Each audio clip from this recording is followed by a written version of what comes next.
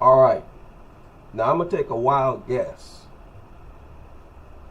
But I believe most of you clicked on this video because of the thumbnail. Right? The thumbnail. Where I say that right now, the most interesting division is bantamweight. Now this would be crystal clear, and a bunch of other people would be saying this already, if all of these undefeated fighters were at the top of the division right now, but they're not. That was the case with strawweight. That was the case with flyweight. But in this case, one of the fighters is the champion and all the rest are unranked. And this is why I root for undefeated fighters. I try to get behind all undefeated fighters because they bring the most interest to a division, to a given division. It is when those fighters seem unbeatable. People tune in to see who can do it. And that dynamic is there even when two undefeated fighters are about to square off. But it never fails. When the strawweight division was the hottest division, you had a bunch of undefeated fighters up at the top of the division. When the flyweight division was seen as the hottest division, you had a bunch of undefeated fighters at the top of the division. Not so much the case with bantamweight, but in strawweight and flyweight, they have only one undefeated fighter. There's one at flyweight, and there is one at strawweight. But bantamweight has 5.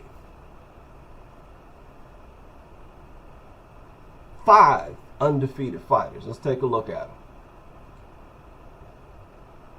Bantamweight division.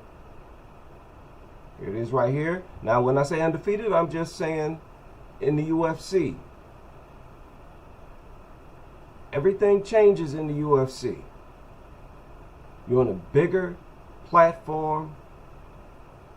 You're on the largest platform, and your competition level is significantly greater, noticeably greater.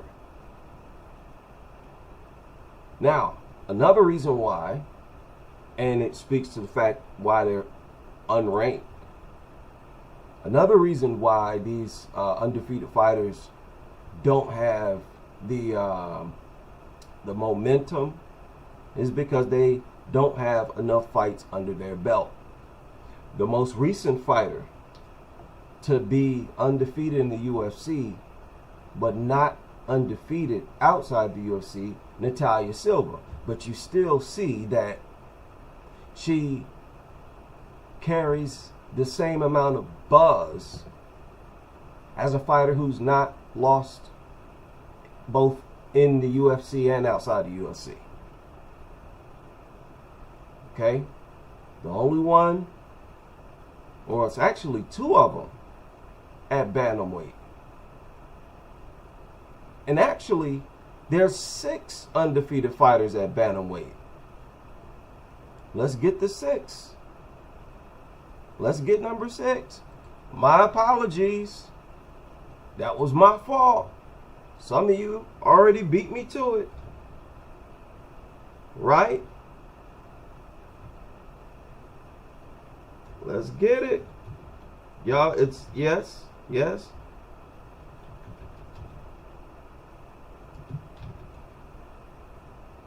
Let me pull it up. That's my fault.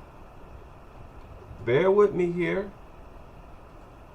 But, you know, seeing that I made my mural, right? Hope you like the mural. I took the time to make the mural. I may as well take the time to include, what happened here?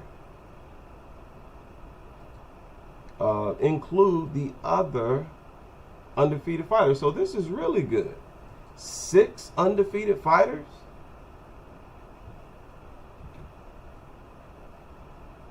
That's better than I thought. And this is what I'm talking about. Let's squeeze her in here. Come on. There you go. Come on, girl. Dana, please, can y'all please keep these undefeated fighters apart? Keep them away from each other, please. Don't be stupid. Please don't be stupid. Keep them away from each other. Try to keep them undefeated as long as possible. Y'all saw Croden just got matched up against Luana Santos. Now, as long as she can keep that fight on the feet, that should be a fairly easy fight for Melissa Croden. It should be another fight where she should be able to get a stoppage. And she's so big, Santos, there's a good chance Santos won't be able to have her way on the ground. But 6 undefeated fighters? My apologies for forgetting Cavalcante. Don't know how I did that. But you got Melissa Croden, you got Beatrice Mesquita. That is this young lady right here. Won her UFC debut by stoppage. Domination / stoppage. She dominated the whole fight. Just ran over that chick. Ran over Alex Siva. Or whatever her name is. Right? Melissa Croden, Beatrice Mesquita, Michelle Montage. That is this young lady right here. Michelle Montage. This is a good thing. It's good. This is good for WMMA and the UFC. Bantamweight has always been the dead division. Now, the good thing about Cavalcante, she is ranked.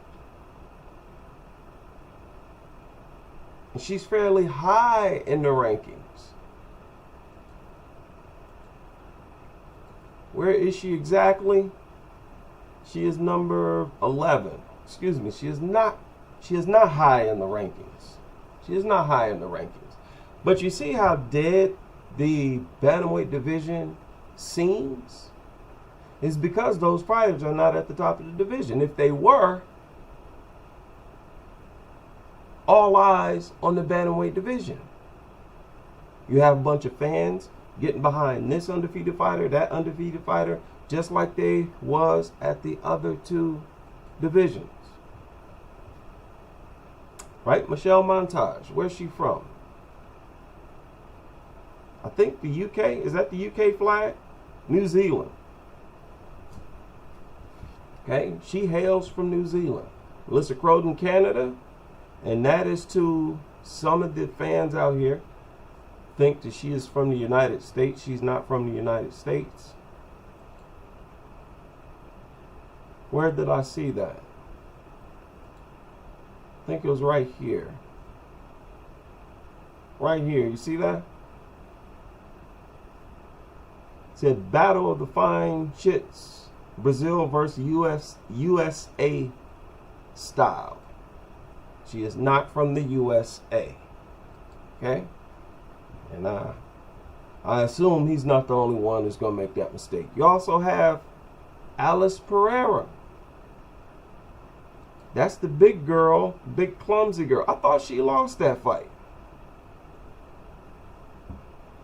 Well, I said she big for nothing. Doing all that moving. Well, she got on track shoes. She get in there with track shoes. Girl, you gonna have to cut that out. What are you talking about? Get out of here. What's wrong with this thing? You have to cut that out. Stop all that running. Stop all that running. I don't want to talk about it. Don't even want to have a discussion about it. Just stop all that running. Stop it. Stop it. Stop it. Don't do it no more. Put pressure on your opponents. You're too big. There's no excuse. There's no reason why a chick as big as you should be running like that. She run as if she's like 4 feet tall. As if you so small, you just can't engage with your opponents. But we see why she runs like that. Her offense is highly questionable. It's suspect. Her stand-up is suspect. So sadly, I don't think she's going to remain undefeated that long. I'm going to keep my fingers crossed for her. Hopefully she can pull off some type of win streak to help create some buzz. But look, if you're not genuinely good, it's a wrap. Now, this won't be like the other divisions. In the other divisions, those fighters were clearly undefeated because they were very good. You could see the potential in them early, except for Erin Blanchfield. People were not high on her. People were picking against her when she was unranked and all that. Except for me. I was on the bandwagon early. I saw the spark. Right? So Alice Pereira, let's hope she can tighten up her game. They got her listed at 5'10". Same with Melissa Croden, 5'10". I think that's the tallest in the division. Of course, you also got the champion, Kayla Harrison. And also notice the ages. Kayla Harrison, 35.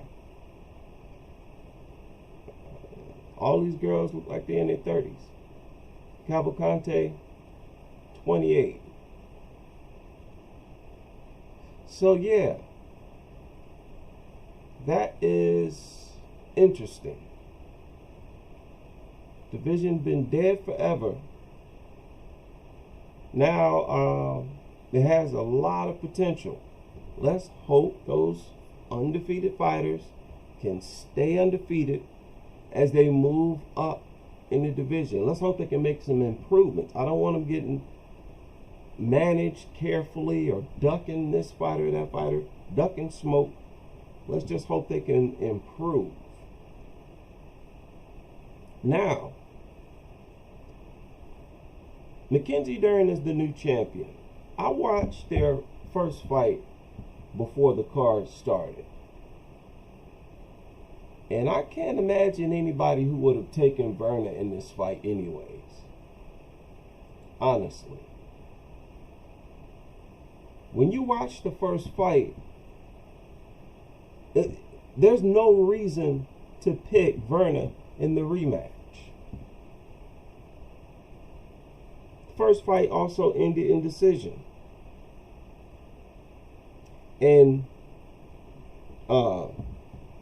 Dern won unanimous. It was unanimous. But you clearly saw Dern was a better striker. As crazy as that might sound. She was better in the stand-up department. Verna fights unsure of herself. He backing up. Got the, she's just not a confident striker against Mackenzie Dern. Dern put pressure on Verna. She takes control. She assumes the position of the aggressor. I'm just talking about the first fight. Now, I don't even think I verbalized my pick, but that's what it was. And listen, Those who follow me for a while, you knew I would pick Dern. I always do that. When a fighter wins by decision, I'm always taking him in a rematch. If, it was unquestionable. Unless it's a close fight and something happened. But if you prove that you're just better, round after round, hey, they have a rematch. Take the same fighter who won. So yeah, well, I didn't make a video, but I took Dern for the fight. For whatever reason, Verna, she backs up. Dern is more wild.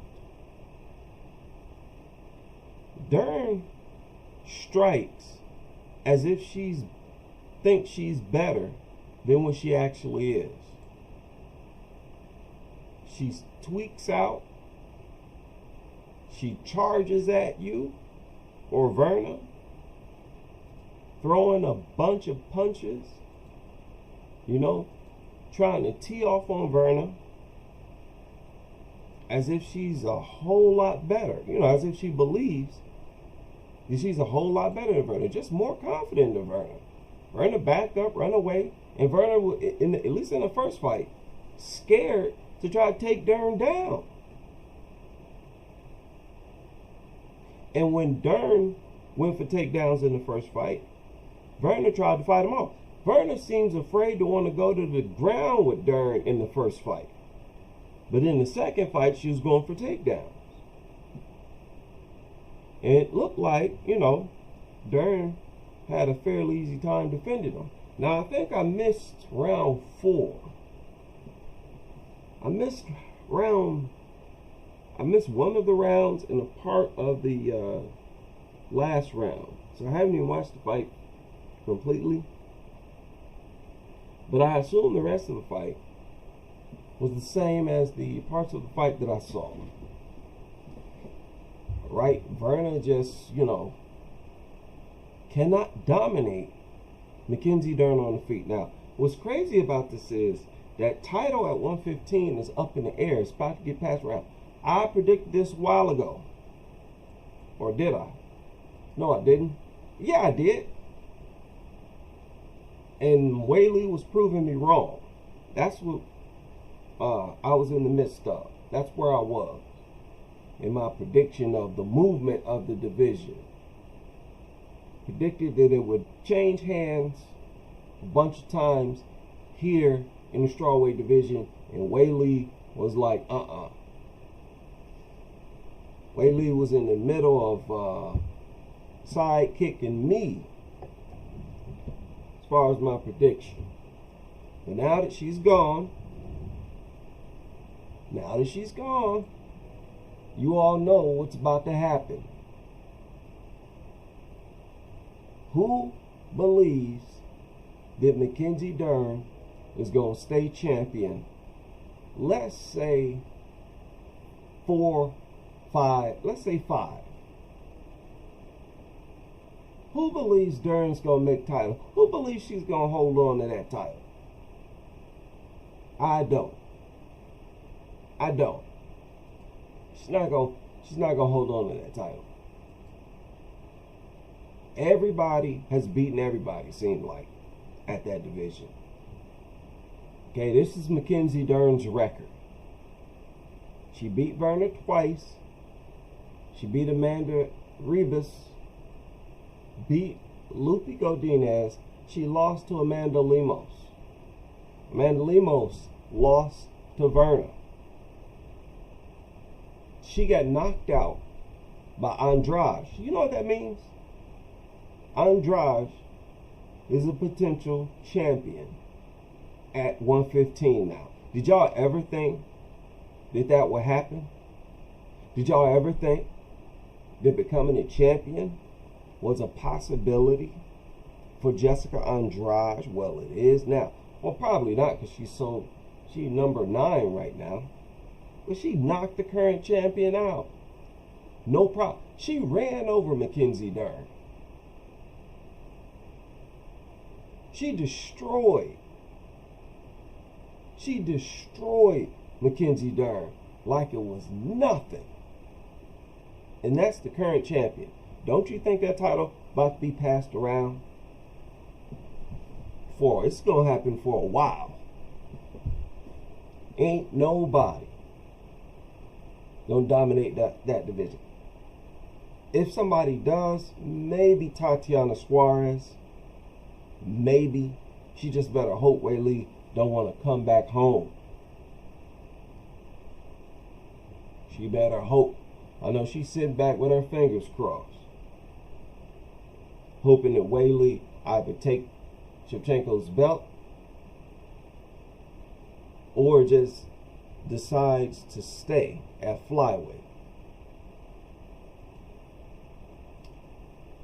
So she got knocked out by Andrade. She beat down Angela Hill. Just beat her down. Worst loss of Angie's career. I'm going to always remind her of that. And Hill has never wanted get back. Okay, that's just crazy. Dern lost to Yan Xiaonan. Yan is a potential champion right now. And she's high. She's number 3. See? You see what's about to happen at that division right now? Everybody about to touch that belt. Dern is currently the number 6 champion at 115. In no time, it's going to be over 10, 11. That's what I think's about to happen. The age of, dominant champions is probably over. I don't care who get that belt. And I'm sorry, man. Suarez, it's going to be tough for her.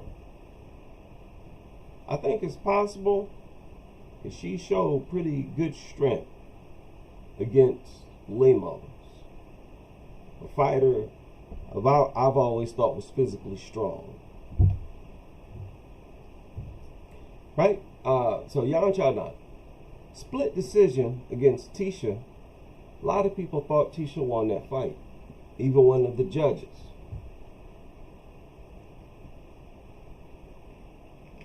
Think about that. That title was up in the air. Lost to Marina Rodriguez. She lost to Amanda Ribas, the current champion. Do you think she's going to keep that strap? I highly doubt it. Okay? Now, after the fight, Mackenzie Dern got on the microphone and said that she mentioned Suarez as possibly being her first title defense. And I agree. And, I'm going to take Dern in that fight. I believe Dern would be too much for Suarez on the feet. Should be too much for her. She fights too crazy for Suarez. I do believe that. She's too wild. That's why Verna, lacked confidence against Dern on the field. You need to be a bully like Andrade was. You really got to put it on Dern. You can't let her bully you on the feet. Because what you going to do? If you back down from her striking, what you going to do? You going to take her down?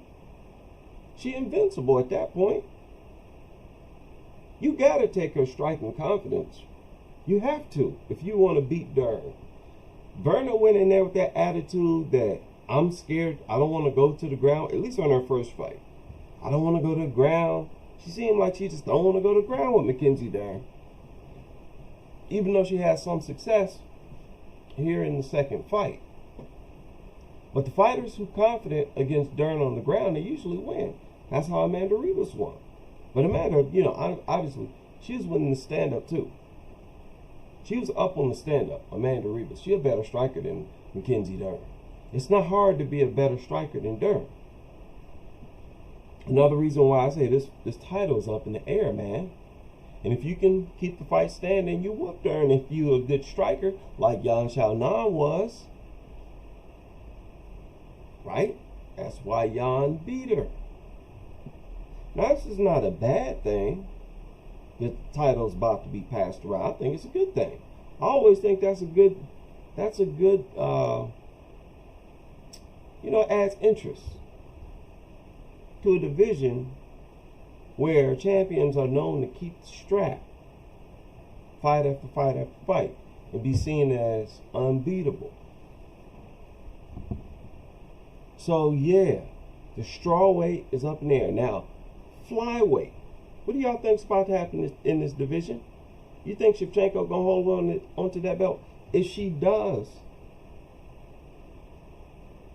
then Valentina is the GOAT. Nobody's going to be able to deny that. Because that division is competitive right now. What do y'all think about Manon's chances against Shevchenko in a rematch? It's possible, right? What do y'all think Wei Li's chances? Even people who picking Shevchenko, you know Wei Li has a chance. She can go in here and clock Valentina. Or find a way to, win more minutes, more time, more rounds. Grasso did. She figured out a way to win. Shevchenko's not invincible. She's not. Okay, people? She's been humanized. We're not dealing with the invincible Shevchenko. And it's an older version. And fighters now are confident against her. This is not like her when she first entered the division. Even her own competition viewed her as invincible and unbeatable. That is not the case right now. Far from it. Everybody wants a piece of Shevchenko right now. Everybody. You're not going to find any of those fighters talking about, I need a few more fights first. Not now. Forget about that. So her competition is going to be more difficult. With them being emboldened like that, they're going to be harder to beat. They're going to be harder for Shevchenko to beat now. Shevchenko's going to have to go in here and head kick everybody, knock everybody out. She can't afford to be going back and forth with these fighters like this. She can't. Good on her. She had a good defense against Manon. But I don't think that's guaranteed. That's the guaranteed outcome each and every time. Grasso is still there. Blanchfield, let's just say about Blanchfield that I don't know. I would take Shevchenko and be pretty confident in taking her over Aaron. But you never know with Aaron. She's just crazy. She get on the ground, anything can happen. But we're in this era where Macy Barber definitely not. Definitely not. Rose, I don't know. Would Rose be able to do it? Jasmine, no. Tracy, no. Silva's about to fight Barber. She's about to be in the mix, but I would say no. Definitely not. I would expect Shevchenko to dominate Karine Silva. Dominate that fight. Casey O'Neill, no. Maverick, no.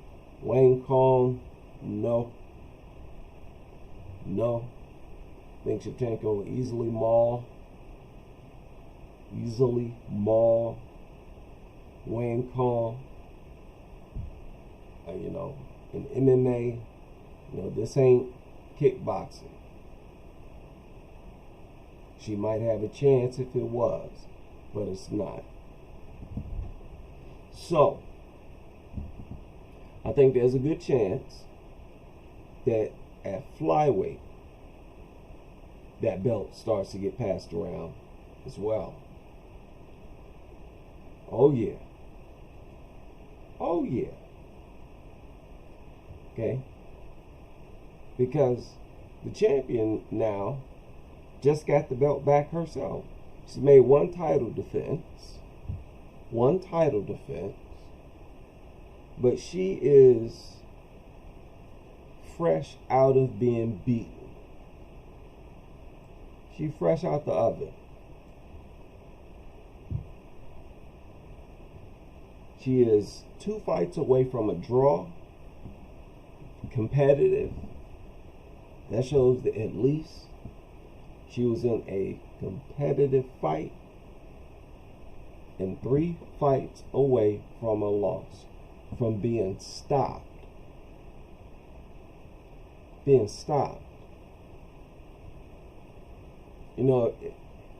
It seemed fairly easy, too easy, to take her back. She's just not invincible like that anymore. So good on the bantamweight division. But I'm least confident in this team because of, I would say, well, I won't say that. I won't say that at all. I'll totally take that back. I mean, seriously, Cavalcante is competitive. She is. If she can keep the fight on the feet, I believe she could whoop any of these bantamweights. Okay? And, they get her down. There's no guarantee they'll stop her. She's competitive. Beatrice Mosqueda currently looks deadly. Deadly. Who's to say that deadly streak won't continue? She's very confident in herself. This is just as strong of a lineup, I would say, minus the big girl, as strawweights was and flyweight. Remember, you had the likes of, I think, you had some fighters there who were clearly flawed but were still undefeated. It still brought interest to the division. But, bantamweight is competitive. It really is. And I think it's a little harder to stay undefeated at that division. So this is good on the bantamweight division. Melissa Croden gets hit. She lost to Cavalcante, but she's a closer. She has a killer instinct. She looks for and does a good job of going for stoppages. A lot of fighters are content with winning on points, boxing you, touching you. They're not really going for a stoppage. Croden tweaks out. She tweaks out and goes for stoppages. She starts to fight like, hey, I'm trying to stop you. The only way for you to stop me from doing that is to stop me. But one of us gonna die. One of us gonna die tonight. Okay, that's always, most girls don't want to deal with that. You know, even fighters who are kind of better than you, they just don't want to deal with a fighter who's willing to fight like that. They want an easy night. Remember, Rose got up there talking about not wanting to get punched that night or have facial injuries that night. Right. Yeah, I don't know. I don't think. I don't know. She might make a defense. She might make a defense. Shout out George Page in the building. But I just think fighters, I don't think any of them are going to be able to make like 4 or 5 title defenses. I don't see that happening. Maybe 1, maybe even 2, but I think we're going to get a lot more champions at that division in a relatively short amount of time. You got, what was her name? Montage. Michelle Montage.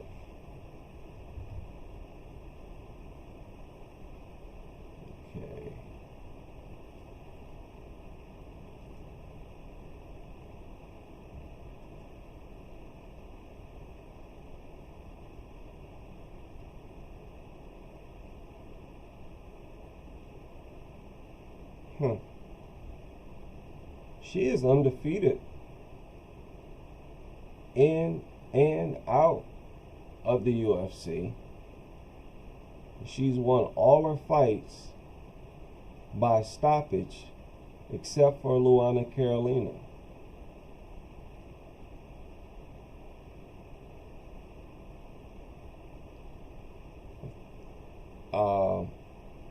That's noteworthy. Rear naked choke victory in every stoppage. Right? Forgive me for sleeping on Michelle Montage. That's a strong addition to the undefeated bantamweight lineup. Jeez. Check out bantamweight. You know, I just think there's a lot of people who haven't noticed this yet. But there's a real buzz at 135 for the first time in years. Definitely significant to point that out, if you ask me. You look at, like I said, the bantamweight division currently has the most undefeated fighters with 6.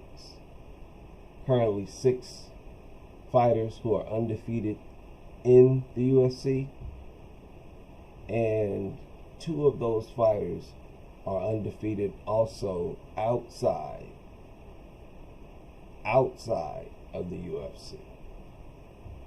But like I said with what's this, flyweight,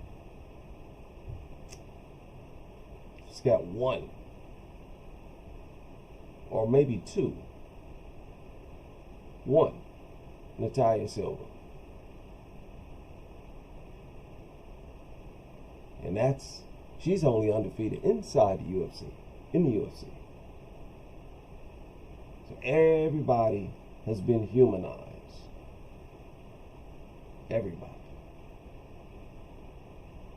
115, I think the only undefeated fighter is that Brazilian chick, the black Brazilian, Alexia Thainara. Is it Tainara or Thainara?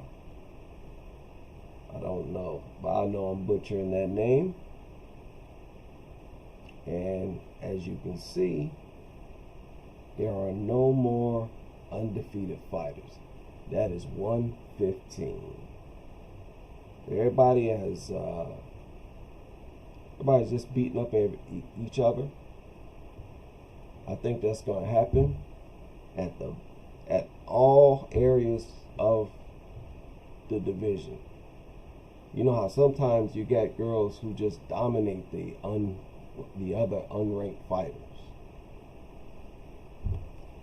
Yeah, and there ain't gonna be none of that. Here you got what division is Sam Hughes in? You got Sam Hughes beating up all the newcomers. Come in, it's like a guaranteed L because they match you up against Sam Hughes.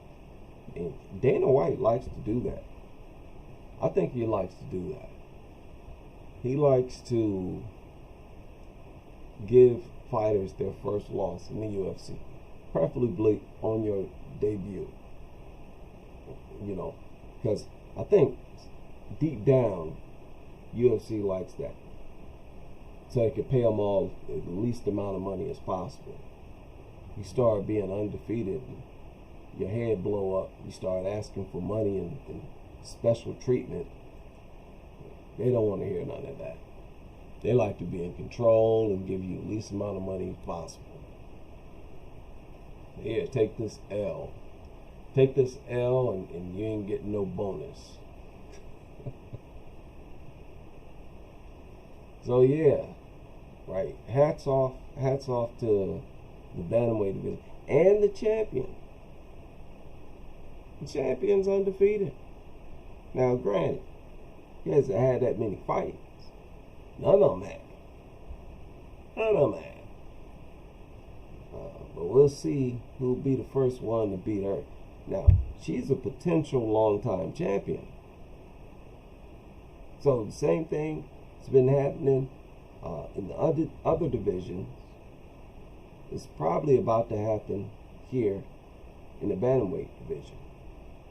Or, might get passed around there. I haven't thought about this one. I haven't thought about bantamweight. But, what is it? Kayla has made, I don't think she's even made a title. Has she? I don't think so. No, she hasn't made no title thing. Let me see here.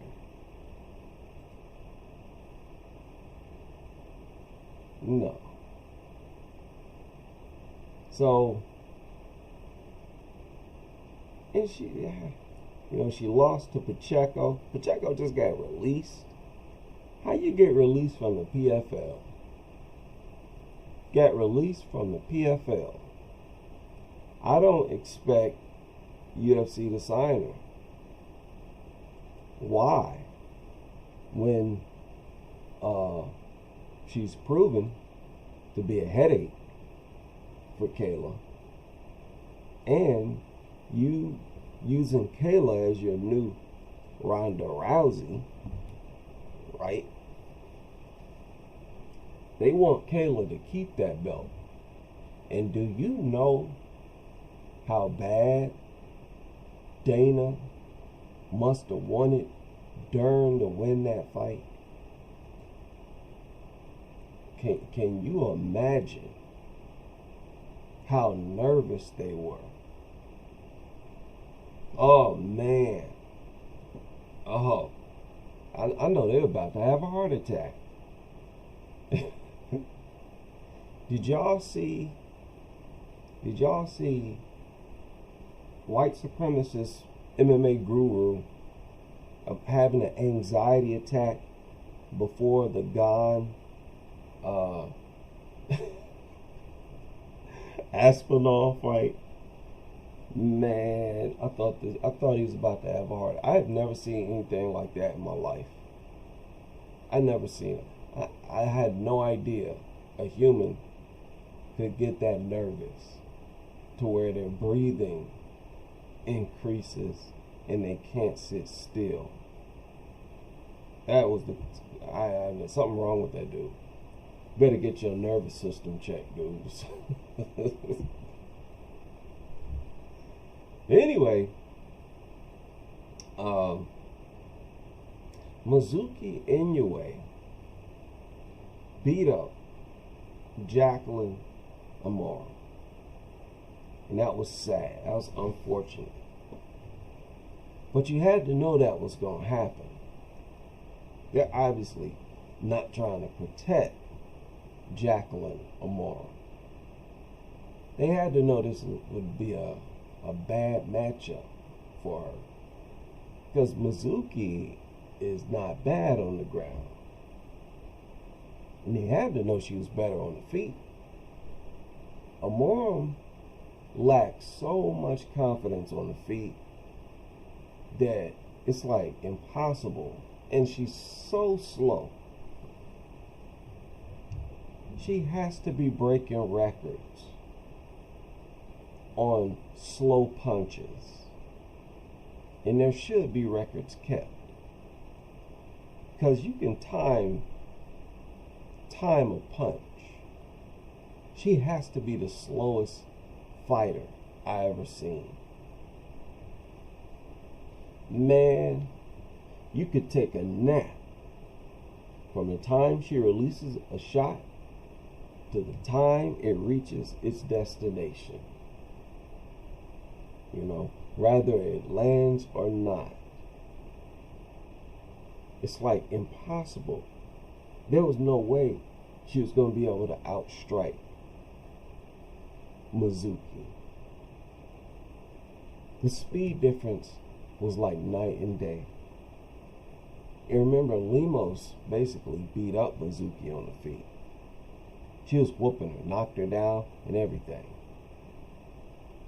So 115, they're going to be beating up each other all up and down that division. All up and down. So yeah, man, Amora kind of got whooped. She kind of got whooped. And, you know, it shows if she can't get you down, and she was able to get her down a couple times, and you saw her get hurt to the body, and she got a weak core. That's a big problem. You just fall from body shots. She was lucky she didn't get stopped there. But she took a few shots to the body and fell. A pull guard once, at least once, maybe twice. Couldn't do nothing with it. Mizuki survived everything. So we've seen fighters like this before. They have to get you down. And if they get you down and you're competitive, they can't submit you, those fighters lose. So it's too bad. Don't think Amora is going to be able to improve that striking. I don't see no potential in that striking. Right? Of course, let's hope I'm wrong. Right? I don't wish nothing bad for you. I'd like to see her add some speed to those punches, because it hurts. It hurts watching fighters throw punches that slow. Okay? So, yeah. Number 6, Mackenzie Dern. I expect to see another one, and another one, and another one sooner than later. Right. Yeah. Oh, yeah. I forgot about Nunez. Yeah, I forgot about it. And what's Nunez gonna do?